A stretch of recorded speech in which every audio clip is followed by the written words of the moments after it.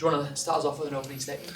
Yeah, Kentucky's a great volleyball team, and they're not ranked third in the country on accident. And it was kind of an up and down match. So there's parts of it I'm proud of, parts of it that we got to get better at. So we addressed a little bit of that after the third, and I thought my team responded in a really positive way in the fourth. So I'm proud of that piece, and a little bit disappointed and cut up right now that we couldn't push out to 5. I'll open it straight up. What were some of the things you talked to your team about after the third set that you saw improvement on in the fourth? Just lack of fight. And I thought at some point, and we just talked about, hey, if we want to be a top 5 team, it's not going to be easy. It's going to be feeling like it's a grind every single day. And they were digging a lot of balls. And it was interesting because both teams were actually hitting for a high efficiency. It's just we got frustrated on the ones that normally go down. They got up, and they're a good volleyball team. And that's how that's going to look, and that's how it's going to feel.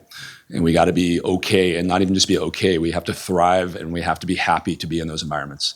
And I thought the thing, again, that I'm fired up on is the end of the fourth, where all of a sudden we're like, hey, this is enjoyable to be in this. And it wasn't, this is hard. So I think it was a learning point. I think it was something that'll help us going forward. I think it's the way that practice needs to be every single day of feeling like we're in that grind and in that pressure cooker. So hopefully we can take that and replicate it every single day for the rest of the season. What did you see in those second and third sets where they were able to have a couple of big runs and maintain that momentum to take that lead? I talked about it in the beginning of it. It's going to be about who can go on the most 3-point runs. And if you look at that first set, we went on 3 of them. They went on 1 of them. And you look at the second set, it flipped. And they went on 3 of them. We went on 1 of them. And if you look at the third, it was them going on a lot of runs. But I thought we got back to that, and it might not have even been 3 points, but I thought that fourth set was really high-level volleyball, and it was just 2-point runs back and forth, and that was the most. But I thought that was a really clean, good set of volleyball, and hopefully it looked good on TV. At least I got that going. I'm sorry. When a loss like this happens, what's the message in the locker room? Learn from it.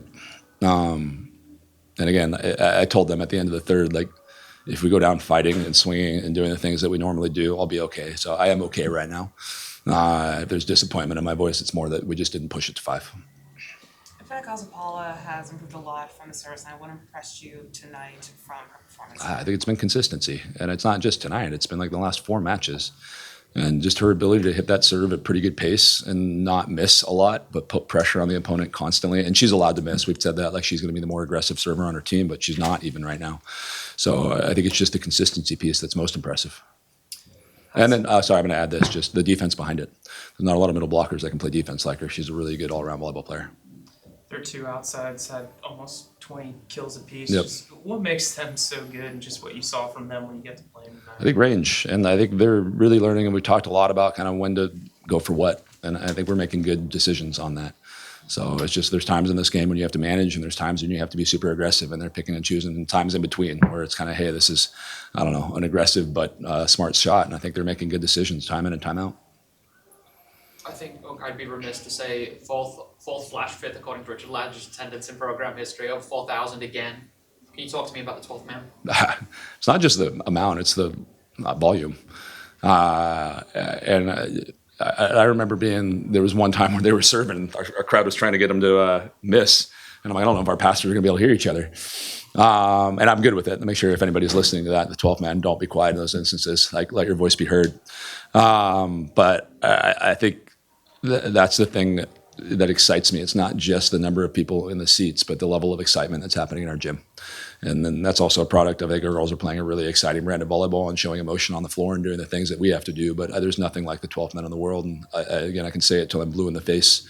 I'm so appreciative of the way that people are coming out and showing up. And again, the way that they're showing out and being vocal and trying to impact the volleyball match. It's unlike any atmosphere in the country. I realize you've put a lot of time into prepping for Kentucky, but you mentioned on Monday that you'd have another big match on Sunday at Mississippi State. Just what do you know about them right now? Just kind of the start that they've had. Yeah, they're 12-13-1, 12-1, something like that. They're playing good volleyball, and I've watched a little bit. We've had similar to a football short week with these Wednesday matches, so it's really hard to get ahead of both of them. Whereas if you play Friday, Sunday, usually you've watched both. So tonight I'll watch our match. Tomorrow morning I'll probably sit down and start watching Mississippi State. But I know their offense is humming at a pretty good rate, I think, when I look at statistics. They got a couple really good servers from when I look at statistics. And again, I haven't watched video.